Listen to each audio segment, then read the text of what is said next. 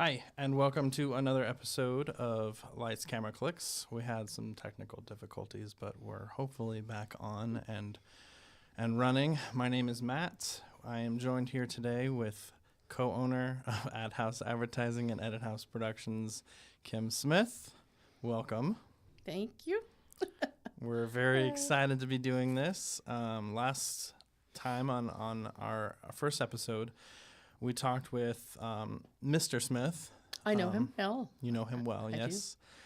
We talked with him about a little bit of his history and background, and we went over kind of an in-depth overview of Edit House Productions, how the company started, how Ad House Advertising started.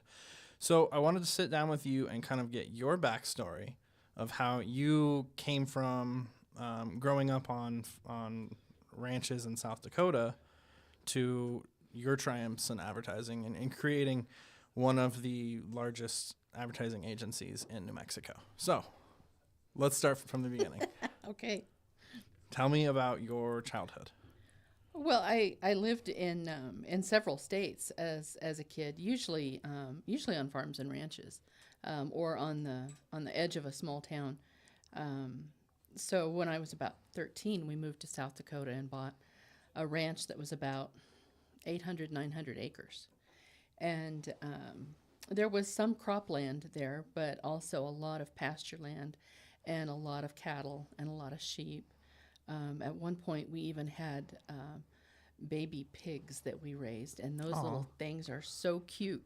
But then they grow up and they get very mean. Yeah. But the ranch was hard work. I mean, it was a lot of work, and the recent cold snap that we experienced over the last few days across much of the United States, that's nothing unusual. I commonly remember wind chills of 50 to 75 below zero in the winter, and we had to go out and get tractors started and feed cattle and break ice and try to safeguard the livestock during all those blizzards.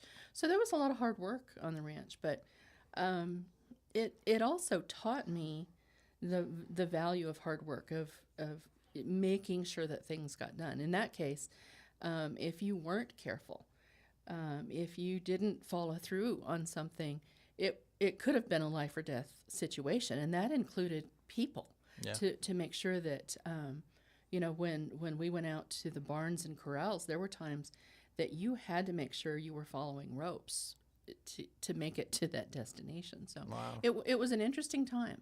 It was something I wouldn't ever want to not have part of my story, but I also am very glad I don't still live where the wind and the blizzard conditions are like that. So you were on this farm or on this ranch doing all of this hard manual labor at 13. Where did that turn? Where did you go from there? Well, I mean, that lasted all through high school. I actually graduated from high school a year early, not necessarily because I wanted to leave the ranch and the hard work, but because my folks were thinking of moving to Texas, and I did not like the idea at all of starting over in what would have been my senior year at a new place and a new school. And so I thought, why not just combine my junior and senior years? And, that was before the age of the internet. Mm-hmm. So I couldn't take online classes. I actually had to take correspondence courses from a university and get the permission of the school board to take my extra credits that way. So that was an interesting year to take both my junior and senior year together. I'm sure. What interest did you have then? You're finishing high school a year early. Where did you see yourself in kind of a career? What were you interested in? I knew that I was. I like to write. I was a good kind of creative writer that came very easily to me. I didn't particularly enjoy algebra and math classes. It was a struggle to get through calculus as a correspondence course, I'll tell you. But I kind of gravitated toward communication and English and things like that.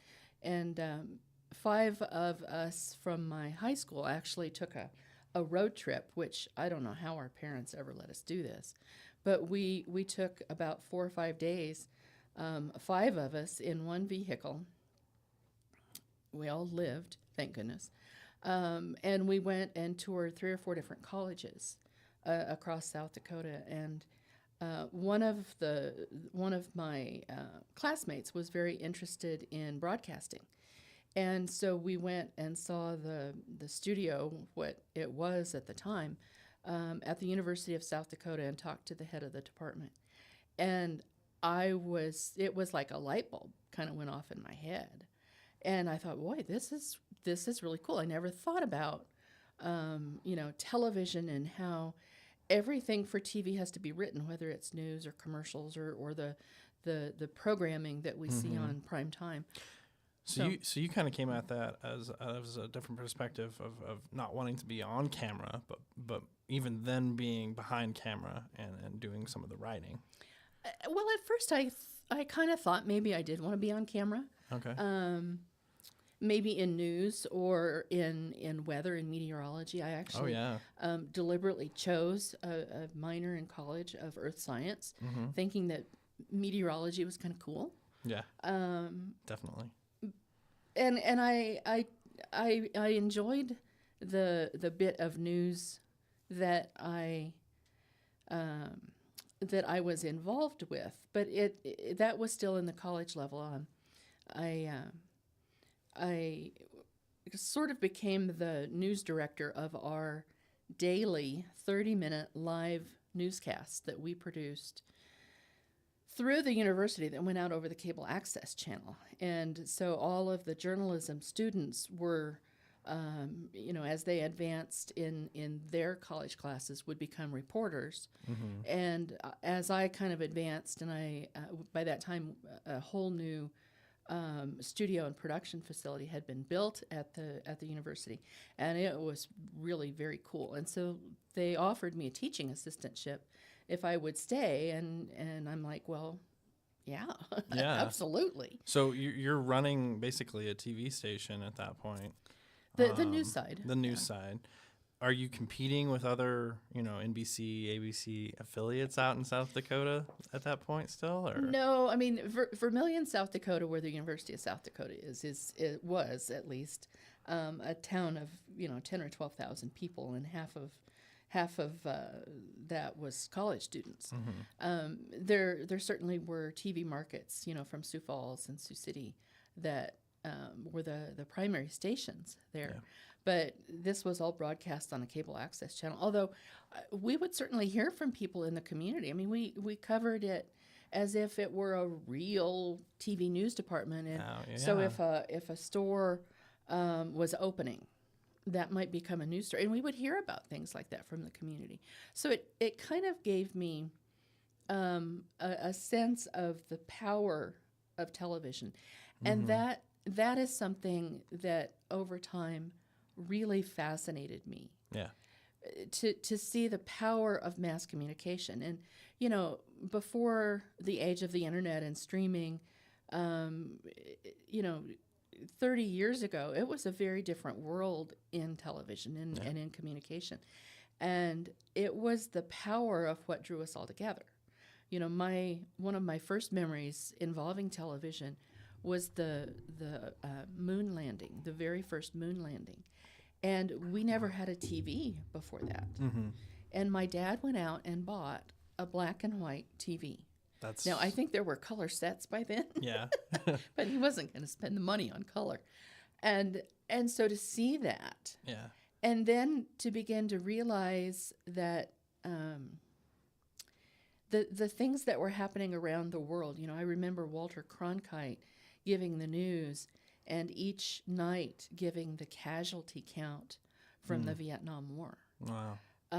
I remember very clearly my dad coming in and asking me to come to the living room to watch Richard Nixon's resignation speech as president. Yeah. And he said, Kimberly, because that's what he usually called me, was Kimberly.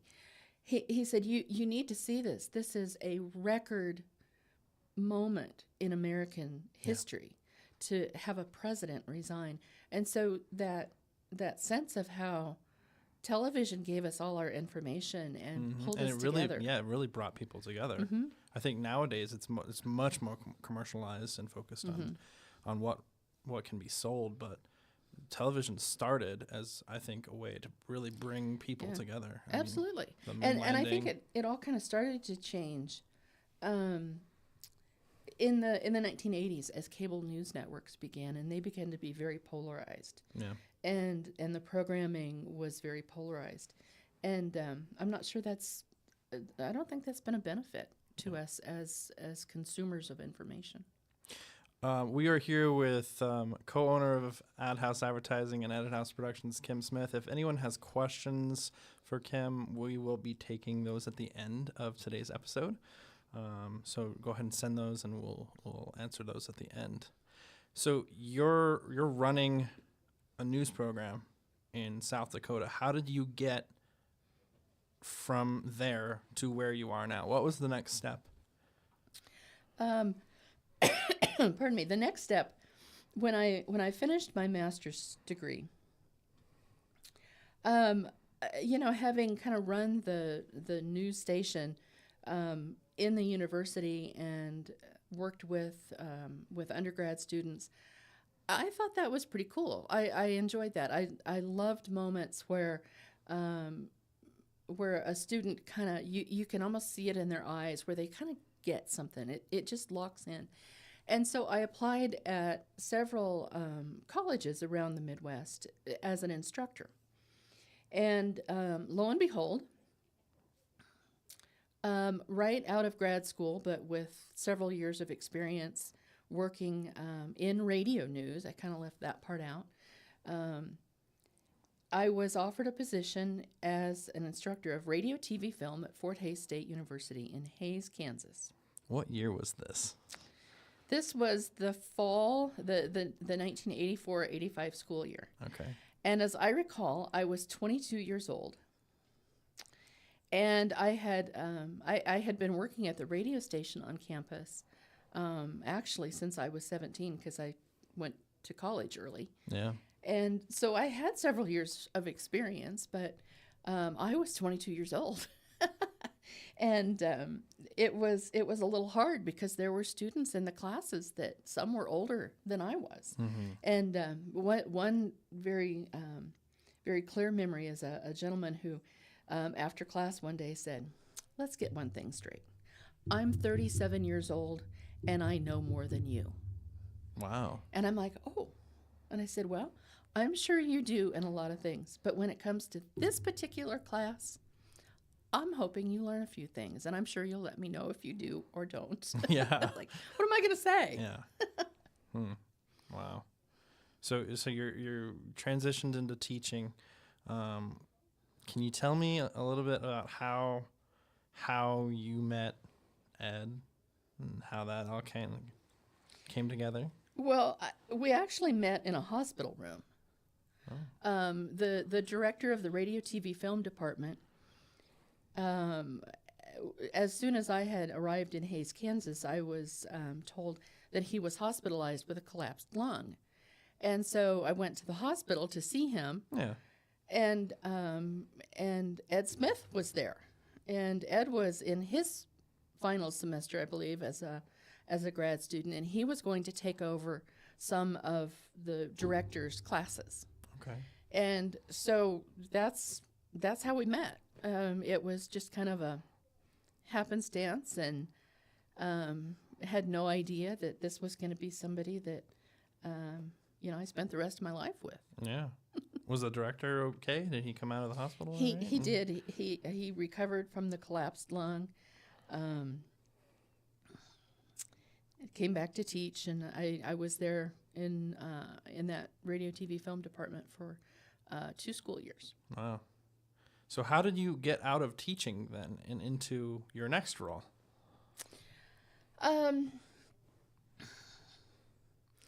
I applied for a position at a community college that was about an hour away, and we were planning a wedding, and Ed was looking at moving from the TV station where he worked in Hayes. And so we both took jobs in a community about an hour away called Great Bend. And I went to work at a community college. And so as part of that, I was writing articles like for the newsletters, news releases that would go out. You know, if a student had a big accomplishment, we'd write a news release and send to their hometown papers and such. But also, and the primary reason that they hired me was because I had video experience. I could produce things. I could shoot my own material and write my own scripts and produce PSAs and things like that. But also, that college had a sizable grant from a personal injury attorney, as I recall. And he had made a lot of money from some case where there had been like police negligence in investigating a crime. Okay. And so his mission became to train law enforcement and first responders on like crime scene techniques to protect evidence. Yeah. And he developed a series of seminars where law enforcement people from all over the state of Kansas would come and learn about whatever the topic was. And so part of my job was to record these and produce these into a long format program so that those who couldn't attend could still receive the information.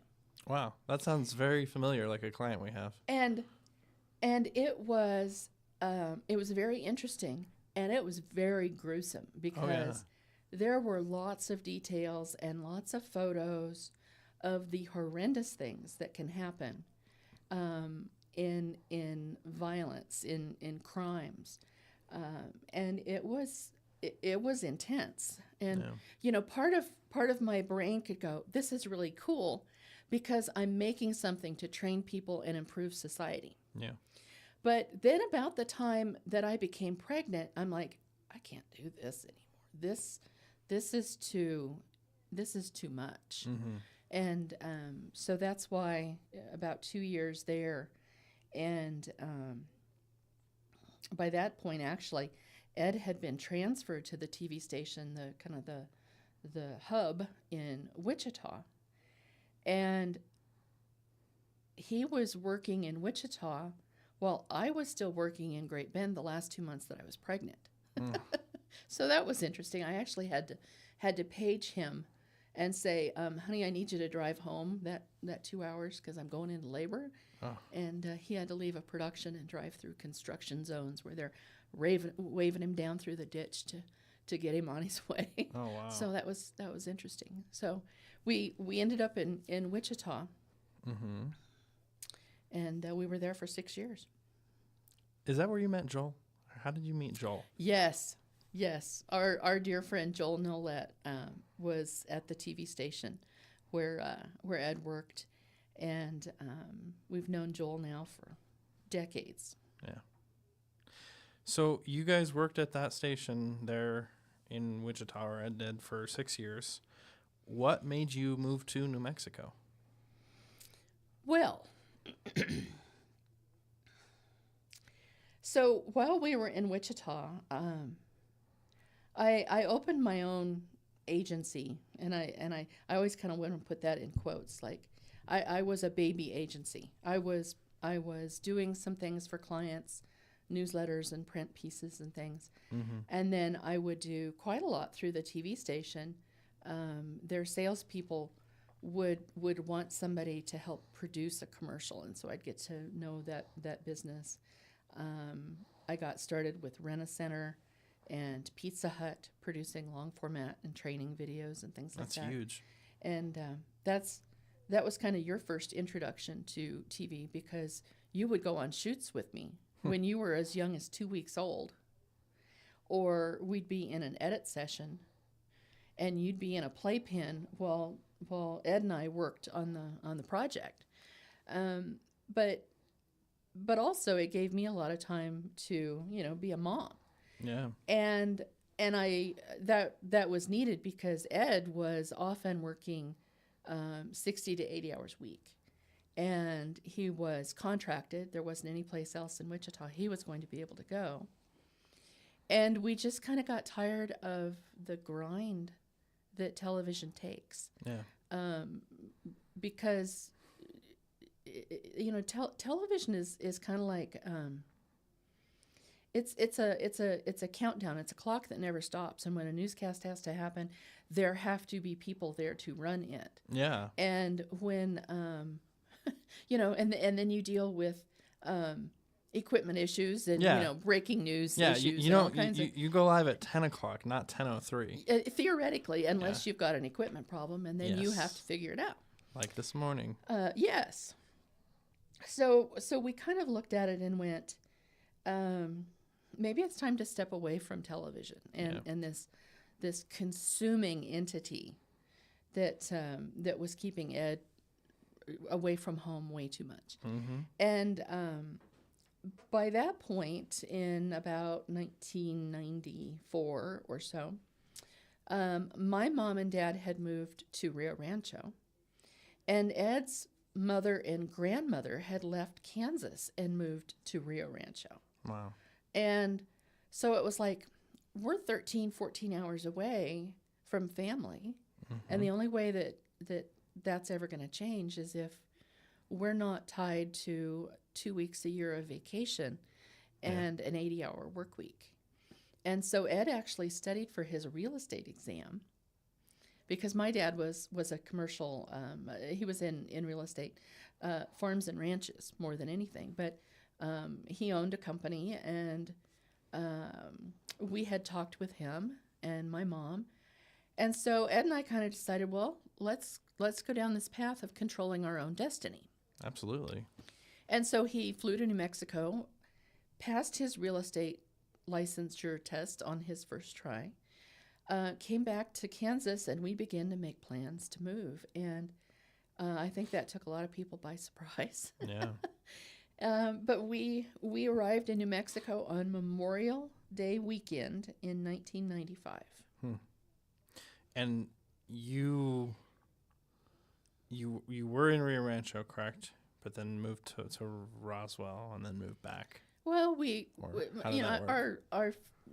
my mom and dad had moved to a little town in northern New Mexico called Las Vegas, and so we'd visited there a number of times. Mm-hmm. Beautiful town. Love the history of Las Vegas. So that's where we started. Yeah. That's not an easy place to sell real estate when you're not, I think, a native Las Vegan. And so we actually went to Roswell. And I remember walking down the sidewalk in Roswell and realizing there was a TV station there. Oh, boy. And it was like, maybe this is kind of a God thing, that there's an avenue. Yeah. And we actually walked in that day and just said, gosh, we're thinking about moving to Roswell. Didn't realize there was a TV station here. And the person that we spoke to said, well, welcome to Roswell. Are you looking for jobs? And I said, well, yes, I am. Mm-hmm. And he said, well, what do you do? And I said, well, I've written and, produced for television and have a bit of background in broadcast news. And he said, let me introduce you to our sales manager. Ooh. And so that's how I met Andy Wyatt. And over the years, Andy hired me in Roswell, and later I actually hired him in Albuquerque. But that's how I ended up in broadcast sales, which was quite a surprise to me because I never, ever, ever thought I would do that. But part of the reason is because I was intimidated by that idea of sales. Yeah. And most of the broadcast salespeople I'd known in Wichita were not necessarily people I wanted to be like. There were some that literally were kind of the, twist your arm and press here, sign hard for copies. And I'm like, that's not me. But what I found... I bet you could throw down if you needed to. Maybe. What I kind of found though, in broadcast sales there, was that it wasn't about selling that thing. It was about solving a business owner's problem. Mm-hmm. And that might be able to be solved through television and helping more people know what that company's products or services were that filled their need. Yeah. And so all the times that I had sat across the table at Rent-A-Center or Pizza Hut and had a conversation with the VP of marketing about why I was envisioning a script or a project that kind of communicated this in this manner, I understood later that was selling. That was selling the idea and the solution. Yeah. And so I did pretty well in broadcast sales, to the extent, and at the same time, Ed had joined the TV station in Roswell back in production, Mm-hmm. and I mean his production skills were always just wicked good. And the station hub in Albuquerque, I think, kind of began looking at what was happening in Roswell and went, we want those folks up here. Yeah. And I think that was probably kind of solidified. We put together a project down there that we called FireCam, and it was new infrared technology at the time. And Yeah. Ed we talked thought about every that last fire week. department should have one of these. Mm-hmm. And so I had put together a kind of a promotional plan and went and sold sponsorships to the waste isolation pilot plan and some of the large mines Mm-hmm. down there to help us tell the story of these fire cams and raise money to purchase them, to put them in the fire departments in Hobbs and Artesia and all the places where there are mines and oil and gas, Yeah. to help firefighters in dark places, in homes that are on fire, find where a body, where a person has walked through, like a child, to hide in a closet, that kind of thing. Mm-hmm. So we'd put fire cam together, and that kind of got the attention, and Albuquerque said, we want you up here. Yeah. If anyone has any questions for Kim on her experiences growing up in South Dakota, or any kind of marketing questions, we are going to take those at the end. So you worked at a TV station here in Albuquerque for how long? I was a salesperson for 5 years, Uh-huh. and then I became the local sales manager for 5 years. Wow. Learned a lot. Yeah. What made you want to move on to another position? And in this case, the position was starting at Edit House Productions and Ad House Advertising. I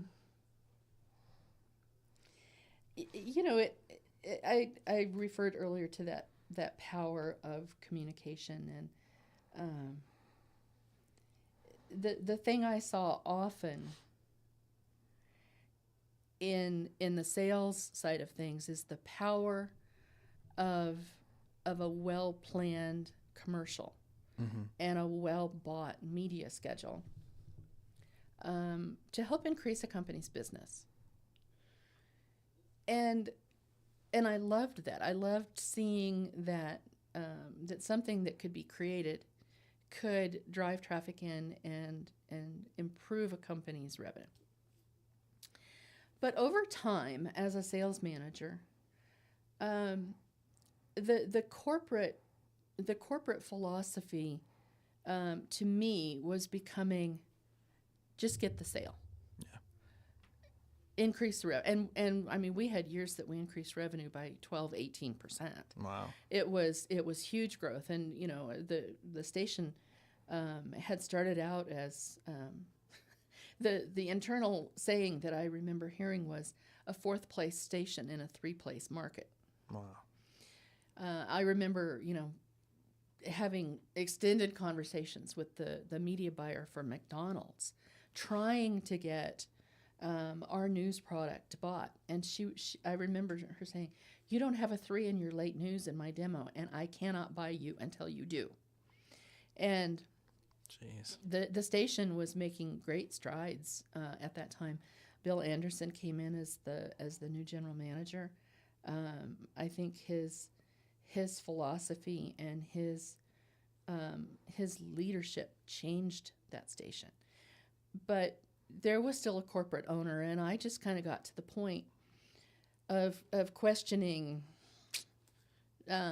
if my priorities fit into that. I used to tell our salespeople, on any given day, I think our job is 49 or 51. And by that, I meant if today your priority is 49% working on the station's benefit and 51% working on the client's benefit, that's okay. There may be another day where it's the other way around, but it shouldn't be, a 70-30. You're working for the station and 30% working for the client. Yeah. And it kind of got to where that was getting out of balance for me. And by that point, Edit House was approaching 5 years old. And it was a very scary thing to think about, leaving a very good job where I was paid well. I liked what I did. I loved what I did. I just wasn't sure the long-term priority was meshing as well in my head. And so in early June of 2005, I left the station. I think that was a totally unexpected thing for my colleagues. Yeah. But that's kind of how I came to be part of Edit House officially. Wow. Let's dig a little bit into what exactly we do, because everybody hears Edit House Productions and they think, oh, you do editing or you do videos, but there's so much more to that in our other company, Ad House Advertising. Let's talk a little bit about those services that we offer and why they're important to clients. Sure. The focus that we have really is we're a business to business company. We really don't do anything that is for a consumer. And Edit House began in 2000, actually, the day before Thanksgiving in 1999. But the business license was 2000. And so Edit House began on the video production side, and it just began to spin off. We would have a client that would say, I need a logo developed. Can you do that? And Ed's graphic skills were, yeah, I can do that. And then we had a client that wanted us to take over media buys. And so we said, well, yeah, we can do that.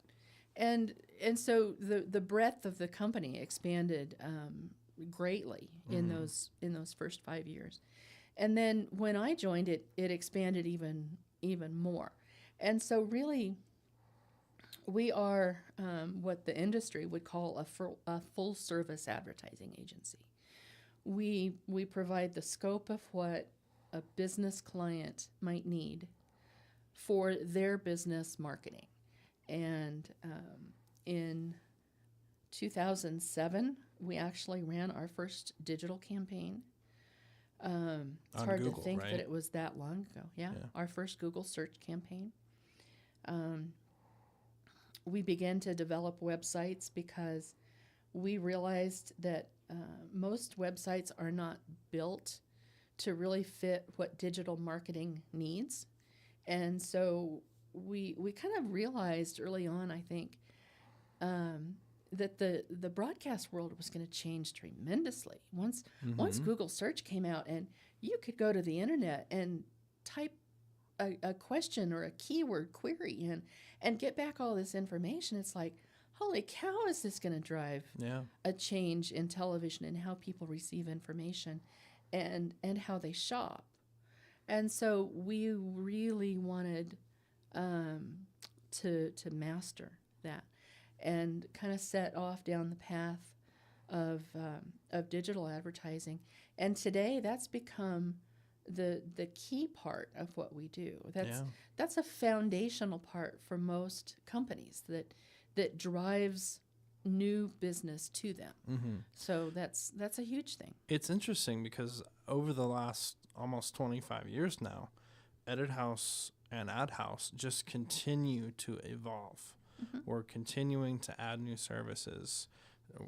We're continuing to learn new things that are beneficial to clients' success and making sure that they're able to grow. Whether it's graphics or video production, adding on additional services like online advertising through Google. To have the studio space. Yeah, the studio space. Now we have a 2,000 square foot studio space that local filmmakers can come out and rent and use our equipment if they so need. But it's just been amazing to be able to see how the company has evolved and grow. Mm-hmm. Let's talk a little bit more about digital advertising and what our capabilities are with Google and our programmatic display. I think the possibilities are endless. There are so many ways to craft the digital campaigns to really specifically be found, Mm-hmm. or to find a good prospect.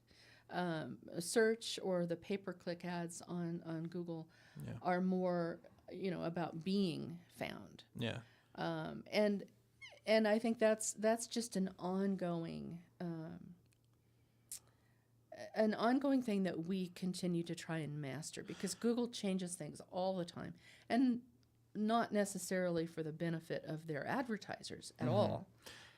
I think there's a difference in what we do with search versus the programmatic display, and in like intent versus awareness And opportunity. I think that programmatic display and video and OTT ads and streaming content to reach people is kind of the replacement of TV commercials. But let's take a step back further. Let's say, what is this Google search that we're talking about? What is it for business owners? I think it's the foundational part of marketing today. Yeah, absolutely. I really do. Your website is kind of I always kind of equate it to being a storefront in a mall that's open 24/7. But if nobody knows your store is in the mall, they're not going to go to the mall. Yeah. So a website is vital. But just building a website does not mean people are going to find it or find that company's products or services at all. And SEO has a role. Absolutely. I think SEO is an important part of a website, but the power, I think, of increasing business is through search ads. So for those who don't know, Google search, you go to the internet and you have an intent on finding dog food, right? You want to find the best dog food. So you search in Google for best dog food near me.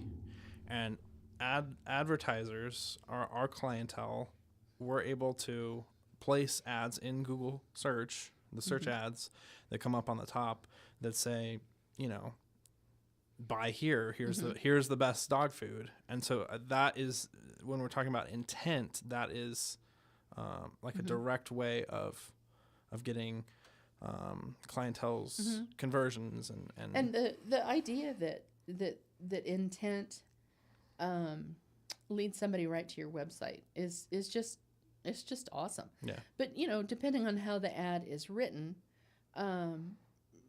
we try to match the intent of that online user. And so there's a lot of work kind of behind the scenes in crafting the ad. Yeah. And in trying to write it in such a way to also omit those that we don't want accidentally clicking, because there's no cost until there's the click. Yeah. But the thing with Google search is it's very bottom of the funnel. People are actively searching for your product or service. Absolutely. And it can drastically change market share. Yeah. There have been a number of times over the years. These are some of my favorite moments. I would much prefer this situation than to winning an award. I love it when we have started a new client and their digital campaigns are doing really well. I mean, we can see the data and go, well, this looks really great. You know, we're looking at this number of conversions and a great conversion rate that's well above industry averages and all that. Yeah. But that moment when a client calls and says, hey, Kim, things are going along really well to the point that I need to hire more people to handle the volume of business. Can you turn down the volume just a little bit on the ad spend until I can add more staff? Yeah. I love that moment. There was one of our clients that came in probably 10 years ago and had, 3 or 4 employees and was getting ready to close down. And they came in kind of as, I think, kind of a last-ditch effort. It was. Of marketing. And today they have, I think, over 100 employees. It's actually 150. Wow. Because 3 different companies, right? They've separated into 3 companies. Yeah. Yeah. And they're still growing. There's still a lot ahead. Yeah, expanding into different states and stuff. But that's the power of marketing, and it's really been an honor for us to be able to be a part of that, because that's really that's I think Ad House Advertising's main goal is that return on investment for our clients. It's not we're going to sell you this number of keywords for this amount of money. We're much more invested in the results that the advertising. Absolutely. You know, and there are agencies, very very well respected, very well run agencies that focus more on branding or on public relations methods in order to kind of change a marketplace. And I think they do a great job, and there is a place for that. The companies that we tend to work with are small and medium-sized businesses who are selling a product or a service. Often it's service-based.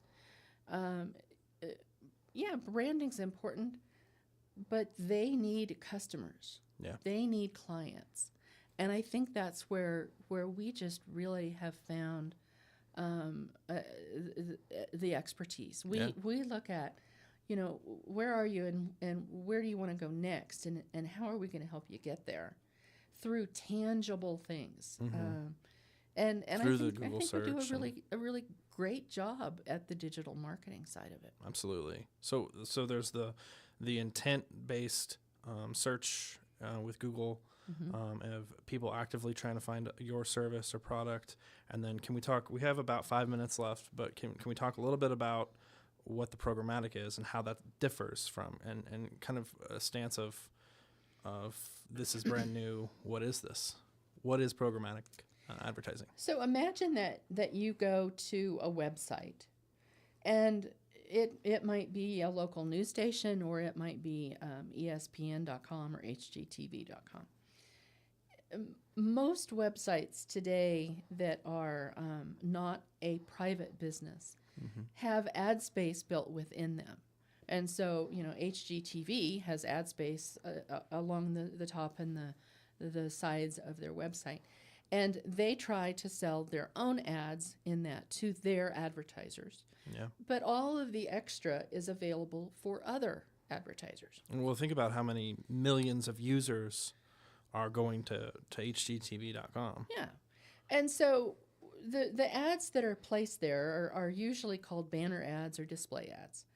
And the inventory options for those sites has kind of merged with all of the information that we know about the users visiting those sites. So we're not tracking what site someone necessarily is going to. We're tracking the user's ID. Right. So the idea of programmatic digital advertising is to take what we want to create as a targeted pool of good prospective customers.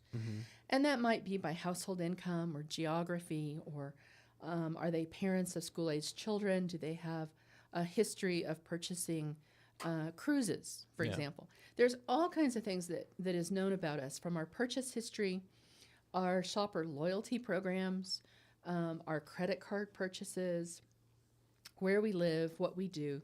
And so all of this data in aggregate, not by individual IP address or personally identifiable information, but all of this is known.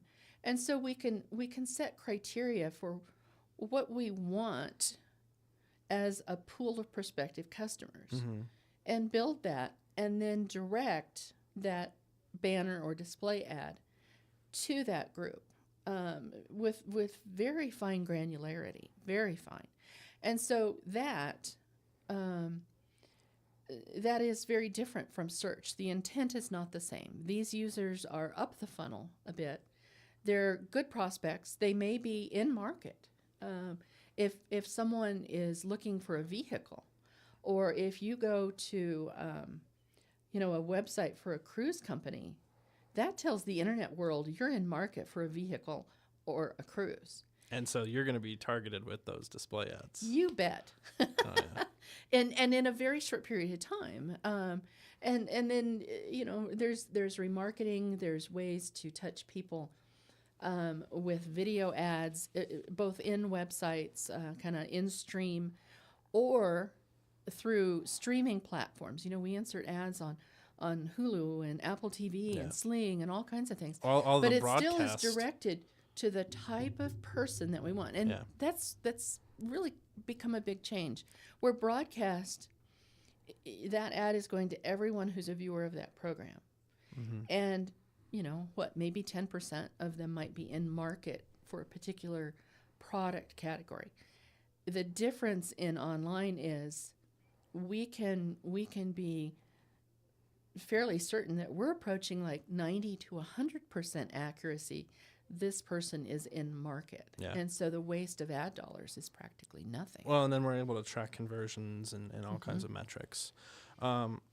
We have a couple of questions. Uh-oh. Yes.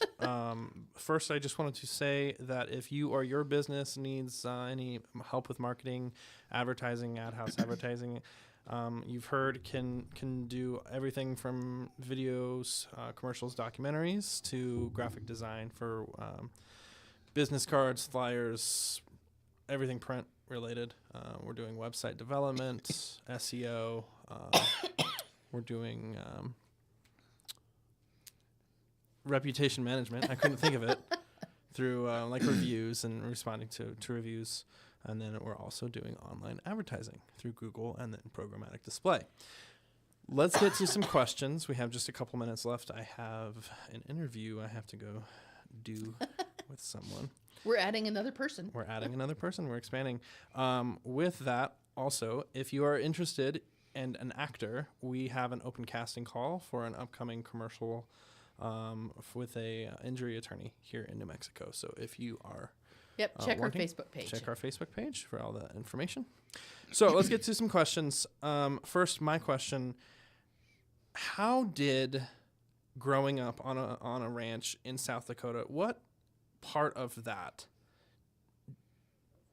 have you? How did you get here? What part of your life in South Dakota brought you here, and what have you learned? Thinking back to South Dakota ranches, what did you learn from that, and how do you apply it to every day here at Ad House Advertising? Well, I guess what comes to mind, Matt, is when there's work to be done, you keep going. You get it done. This is not a job that I leave at 5 o'clock every night. I have the respect of what needs to get done for our clients means that sometimes it's a late night. Yeah. And that's okay. I think what I also learned from the ranch, and this is something I have struggled with, is don't be afraid. And yet I have struggled with that. The idea of leaving, a job where I was very well paid to join Edit House. Mm-hmm. It's like, Lord, am I doing the right thing? And I think that the answer that he's given has always been, yes, keep going. Yeah. Another question we have is, what would you say to someone looking to break into the industry fresh out of college? and maybe give a perspective on film and also on advertising. Oh, goodness. I think that demonstrating that you're passionate about what you want to do Mm-hmm. is just vital. Show you're passionate. Don't just show up to work. Don't just do the minimum. Figure out what you can learn.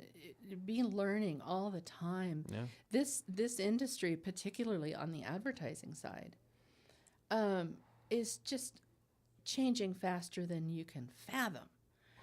Not so much on the film production, although you look what AI is going to change in that in the years ahead, and we're in a time with a lot of change. So find a way into a business, volunteer, be an intern. If you're available for sporadic production assistant jobs, Mm-hmm. let a company know. Be willing and show up and be passionate. Yeah.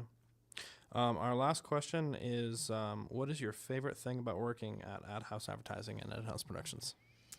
Even after 30 years, that's what I say. I've been in advertising is 30 years, because more than that, and I start to feel old. But the thing that I love about it is I still get to learn something new almost every day. Yeah. I would probably be a fairly good Jeopardy player because I've been fortunate through our clients to learn a good amount about all different kinds of business. Yeah. And so I'm kind of I don't know, a jack of all trades.